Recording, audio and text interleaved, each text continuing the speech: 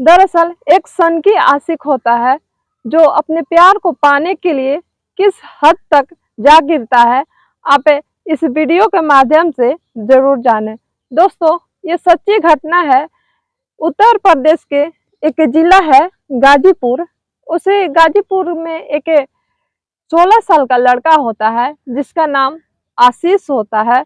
दरअसल और रात के करीब 1:15 पे अपने घर आता है। वह चौखट पर जैसे ही जाता है तो वो ठोकर खाकर गिर जाता है।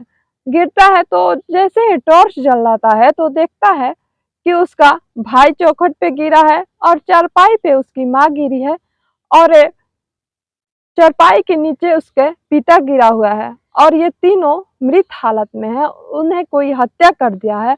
उसका देखकर हालत खराब हो जाता है। वो लड़का रोने चीखने चिल्लाने लगता है और उसके रोने चीखने चिल्लाने से जो अड़ोसी पड़ोसी होते हैं वो दौड़े दौड़े चले आते हैं और वो जो आशीष जो लड़का होता है वो दौड़कर अपने ताऊ जी के पास जाता है और कहता है कि ताऊ जी, हमारे पापा, भैया और माँ का किसी ने हत्या कर दिया है।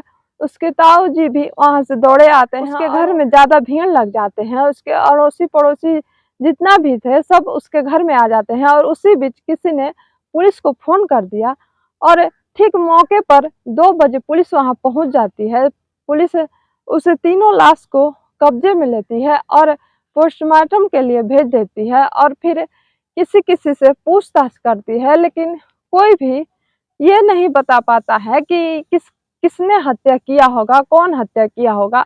और ऐसे ही में सुबह जब हो जाती है तो पूरे गांव वाले में ये खुसर फुसर होने लगता है कि आखिर इस तीनों का हत्या कौन कर सकता है।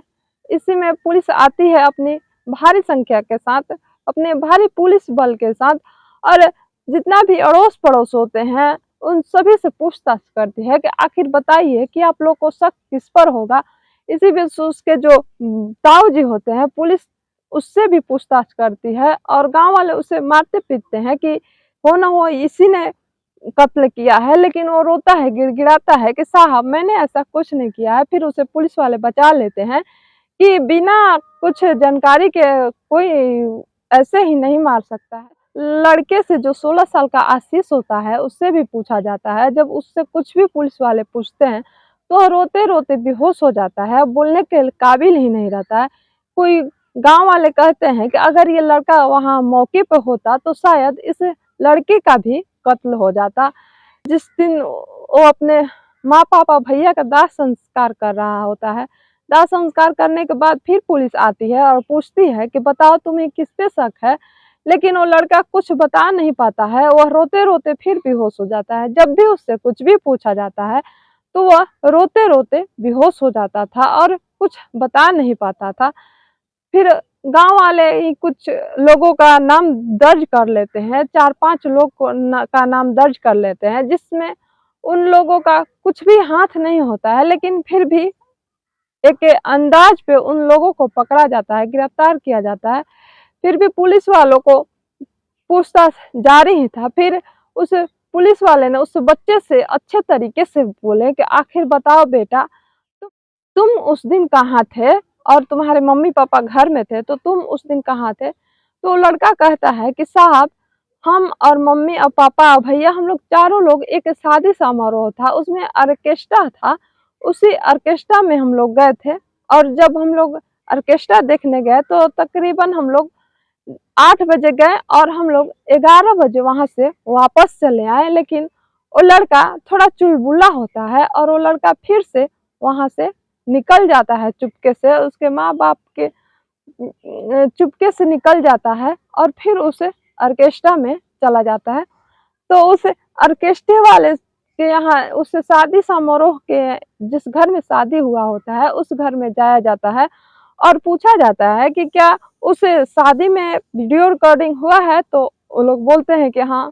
तो फिर उस शादी का जो वीडियो रिकॉर्डिंग होता है उसको पुलिस वाले देखते हैं तो कहते हैं कि हाँ, उस वीडियो में वो लड़का 8 बजे से 11 बजे तक दिखता है और उसके माता पिता भी दिखते हैं, ठीक उसी प्रकार दिखता है जैसे वो लड़का बताता है।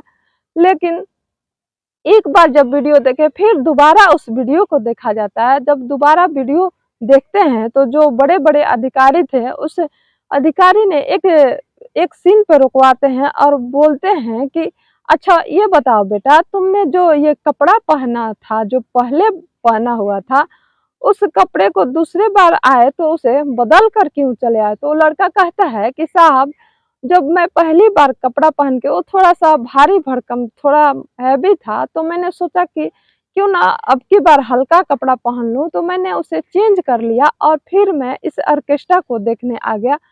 तो फिर उसे पुलिस वाले को थोड़ा-सा उस लड़के पे शक होता है, तो फिर पुलिस वाले कहते हैं कि ठीक है बेटा, जब तुम्हें ये बात है तो तुम उसे जो पहले वाले वीडियो में जो कपड़ा पहने हो, उस कपड़े को मुझे लाकर दे दो। तो फिर वो लड़का कुछ नहीं बोलता है। फिर बोलते हैं पुलिस की, जो तुम पहले वाले कपड़ा पहन कर आए थे इस वीडियो में, वही वाला कपड़ा बस मुझे ला कर दे दो, फिर मुझे यकीन हो जाएगा। लेकिन वो जब कुछ नहीं बोलता है तो उसकी चुप्पी पकड़ी जाती है और पुलिस उससे फिर कड़ी कार्रवाई के साथ पूछताछ करते हैं। तो वो लड़का फिर कहता है कि साहब, मैं एक लड़की से प्यार करता था और उसे, जो गाँव की ही लड़की होती है, उस लड़की से प्यार करता था और मेरे मम्मी-पापा और भैया नाराज़ रहते थे, उस लड़की से शादी करने के लिए नहीं कहते थे। वो लड़का कहता है कि मम्मी-पापा कहते थे कि तुम, ये जो लड़की है, ये गाँव की लड़की है, कोई भी गाँव की लड़की बहन या बेटी यही लगती है। देखो, तुम अच्छे से पढ़ाई करो, हम तुम्हें अच्छे लड़की से शादी करा देंगे। लेकिन वो लड़का कहता है कि मैंने एक उसे मोबाइल भी दिया था, जो कि उस लड़का को 14 साल की उम्र में ही उस लड़की से प्यार हो जाता है और वो, जबकि वो लड़का अभी 16 साल का होता है और उससे कभी-कभी बातचीत करता था। जो मोबाइल दिया होता है, उसी मोबाइल से उस लड़की से बातचीत किया करता था और उसके माँ-बाप और भाई उसे इस पे रोक लगाते थे कि तुम उससे बात मत करो, उससे तुम्हारा शादी नहीं होगा। उसे शादी ना करने के लिए हमेशा कहते थे। इसी बात पर वो लड़का पहले से ही प्लान बनाया था। पहले एक दिन में ही एक बाज़ार से चा खुरपी खरीद के लाता है, जो बहुत ही नुकीला और तेज़ होता है। जब वो पुलिस पूछताछ करते हैं कि आखिर बताओ, तुमने अपने माँ-बाप को किस तरह से मारा? तो कहता है कि मैं दिन में ही एक खुरपी खरीद लाया था, जो कि बहुत तेज और नुकीला होता है और उसे खुरपी से अपने माँ-बाप को मारा। तो पुलिस वाले ने पूछा कि तुमने कब मारा और कैसे मारा? तो लड़का कहता है कि जब हम लोग ऑर्केस्ट्रा से जब घर वापस आए, जैसे ही हम लोग घर वापस आए, तो सबसे पहले मैंने अपने माँ को मारा। माँ को गले में एक बार मारा तो एक बार में ही माँ गिर जाती है और जैसे ही पिताजी मेरे तरफ देखते हैं और जैसे ही देखते हैं मैंने फिर उन पे वार किया, तो वो भी गिर जाते हैं और वो संघर्ष करना चाहते हैं, लेकिन फिर से दोबारा वो लड़का उस पिता को मार देता है और वो वहीं पे छटपटा के गिर जाता है और थोड़ी देर आगे वाला रूम में उसके भाई होता है और उसे जाकर उसे भाई को भी मार देता है। लेकिन उसका भाई पीछे से फिर भी अपने आप को बचाने के लिए दौड़ता है, लेकिन दौड़ते-दौड़ते वो जाकर चौखट पर गिर जाता है और उस भाई को फिर से ये वार कर देता है और तीनों वहाँ से मर जाते हैं, तीनों की मृत्यु हो जाती है। और फिर ये कपड़ा बदल कर फिर से उस ऑर्केस्ट्रा में चला जाता है और जैसे ही थोड़ी देर हो जाती है तो अपने दोस्तों से कहता है कि अब चलो, अब बहुत रात हो गई है। लेकिन वो लड़का जब आता है, जब जैसे ही द्वार पे अभी पहुंचा ही था कि शोर मचाने लगता है और उसके अड़ोसी पड़ोसी को इसी बात पे शक हो जाता है पहले से ही कि इस लड़का ने अभी तो द्वार पे गया और शोर मचाने लगता है। उसके दोस्त लोग को शक हो गया था कि हो न हो ये यही मारा है। उस पुलिस वाले को गांव वाले कुछ कुछ बता दिए थे कि हो सकता है यही लड़का मारा हो, क्योंकि इसे माँ बाप से थोड़ा अनबन रहता था और जो उसे 5 आदमी का जो नाम दिया गया था उसमें से एक एक का नाम उसके जो गर्लफ्रेंड होती है उसके पिता का नाम दिया होता है, ताकि वो दोनों का रास्ता साफ हो जाए, उसका पिता जेल में चला जाए और ये अपने माँ बाप और अपने भाई का कत्ल ही कर दिया होता है और इस बीच में कोई न पड़े तो शायद हमारी शादी हो सकती थी। वह यही सोचकर ये सब प्लान बनाया हुआ था और उसकी एक छोटी सी गलती से उस पुलिस वाले ने उसे पकड़ लेते हैं। लेकिन दोस्तों, ये वो गलती करता है, उसे लड़के को गिरफ्तार कर लिया जाता है, नहीं तो उस लड़के को या तो फांसी हो जाएगी या तो उम्र कैद हो जाएगी। अब ना तो उस लड़की से उसकी शादी होगी और ना ही उसके जीवन में कभी किसी लड़की से शादी होगी। अगर वो ऐसा काम नहीं किया होता दोस्तों, तो शायद उसे उस लड़की से भी उसकी शादी हो जाती। हो सकता है उस लड़की से गाँव से नहीं शादी हो तो लेके अगर वह दूसरी जगह चला जाता, भाग कर शादी कर लेता, तो आज उसके माँ-बाप भी ज़िंदा होते, उसके भाई भी ज़िंदा होते और आज वो भी सलाखों के पीछे नहीं होता। तो दोस्तों, ऐसे कांडों से आप बचे रहें और इस सच्ची घटना को सुनाने का मुझे ये मकसद नहीं था, आपके दिल दुखाने का मकसद नहीं था।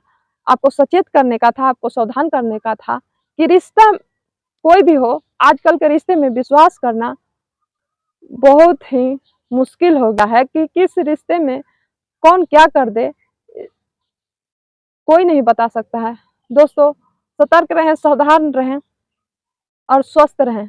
अगर आपको ये वीडियो अच्छी लगी हो तो लाइक, सब्सक्राइब, शेयर, कमेंट ज़रूर करें और मेरा दोस्तों हौसला ज़रूर बढ़ाएँ और मुझे कमेंट करके ज़रूर बताएँ कि ये मेरा वीडियो आपको कैसा लगा।